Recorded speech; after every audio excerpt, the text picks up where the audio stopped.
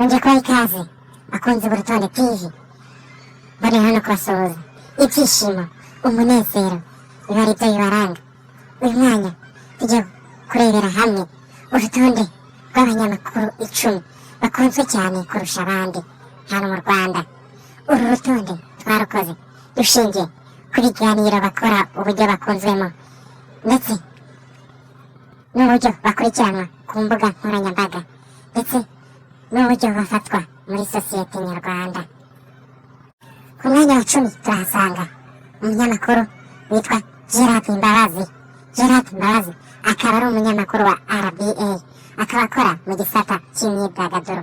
Gerard Mbabazi ni umunyamakuru ukunzwe cyane bitewe n'uko akora ibiganiro bye ndetse kuri ubu ngubu akaba akunzwe cyane mu kiganiro Zooming gica kuri RTV.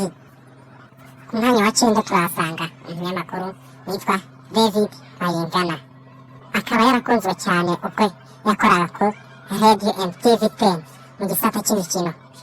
Ubu ngubu akaba akora kuri Radio B&B FM Umwezi. Kandi David akaba ari inshuti y'abahanzi bakomeye hano mu Rwanda. Ku mwanya wa 8 turahasanga umunyamakurukazi witwa Aime Bote Mushashi. Uyu munyamakurukazi akaba ari umunyamakuru wa Radio and TV 1. Uyu munyamakurukazi akaba akunzwe n'ingeri zose z'abantu bitewe n'ukuntu akora amakuru mu buryo bwihariye kandi akavuga amakuru neza cyane adategwa. Uyu munyamakuru Aime Bote Mushashi kandi akaba ari umunyamakurukazi ufite uburanga. Ku mwanya wa 7 turahasanga umunyamakuru witwa Axel Rugangura. Axel Rugangura ni umunyamakuru wa RBA, akora mu gisata cy'imikino. Abantu benshi baramukunda cyane bitewe n'uko yogeza umupira akawugeza neza cyane. Axel kandi akaba azwiho kugira urwenya atera mu gihe arimo kogagiza umupira, bikaba bituma abantu benshi bamukunda cyane.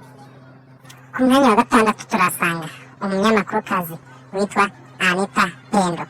Anita Pendo ni umunyamakuru wa RBA, akaba akora mu gisata cy'imyidagaduro. Anita Pendo kandi anazwiho ko ari MC cyangwa se umushyushyarugamba, ndetse akaba anakora umurimo wo kuvangavanga imiziki, umurimo w'ubu DJ. Anita Pendo kandi akunzwe cyane mu biganiro akora harimo nka The Jam, Friday Fright ndetse na Moto Moto kuri RTV. Uwa 5 ni umunyamakuru bita Ratman Zeyman, akaba ari umunyamakuru wa RBA, akaba akora mu gisata cy'imyidagaduro.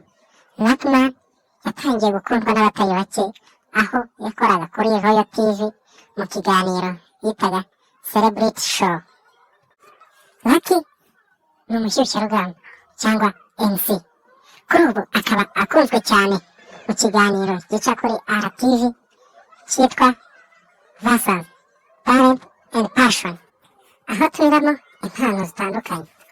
Ese waba ukiri kumwe natwe? Ndagusaba gukora subscribe kuri channel yacu Urutonde TV, aho ubona ibintu byinshi bitandukanye.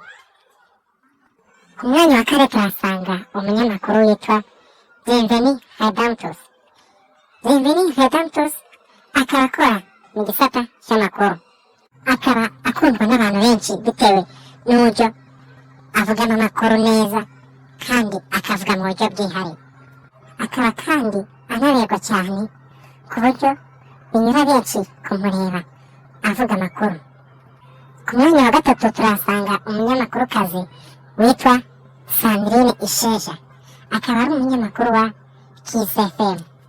Akaba akunzwe cyane kubera ijwi ryiza agira ndetse n'ibiganiro byiza cyane akora kuri Kiss FM. Sandrine Isheja akaba anazwi cyane mu murimo w'ubujaji, aho yari ari mu kanama nkemurampaka muri Miss Rwanda ndetse no muri Rwanda Art Ubuhanzi. Ku mwanya wa 2 turahasanga umunyamakurukazi witwa Kijara Kabendera. Kijara Kabendera yari umunyamakuru wa RBA, ariko kuri ubu ntabwo akiri umunyamakuru, kuri ubu ngubu asigaye yikorera.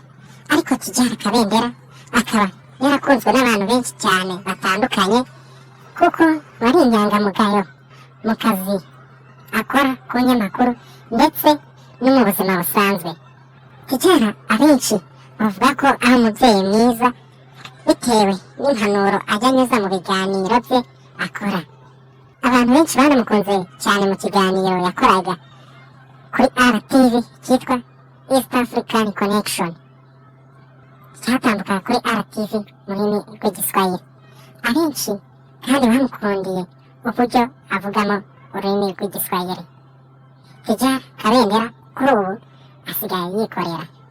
Uyu mwuga w'ubunyamakuru yawumazemo igihe kirekire.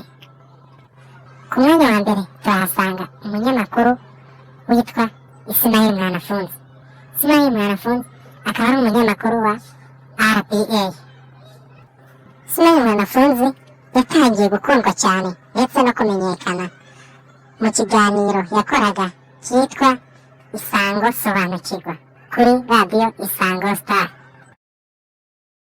Abantu benshi bamukunze mu biganiro akora birimo ubwenge bwinshi cyane, ndetse akabikora mu buryo bwe bwihariye butigeze bukorwa n'undi muntu uwo ari we wese.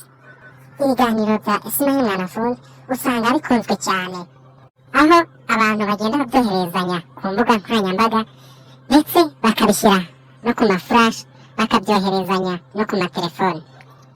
Kuri ubu Ismail Mwanafunzi akora muri RBA, aho akora ikiganiro kuri radiyo Rwanda cyitwa Waruziko. Ikiganiro gikunzwe n'abantu benshi b'ingeri zitandukanye, ndetse avuga n'amakuru. Akora n'ikindi kiganiro gica kuri RTV cyitwa Inkomoko. Ndetse abantu benshi ntibatinya kumwita igihangange. Ismail Mwanafunzi ni umunyamakuru mwiza cyane ukundwa n'abantu benshi batandukanye. Aba nibo banyamakuru 10 bakunzwe kurusha abandi hano mu Rwanda.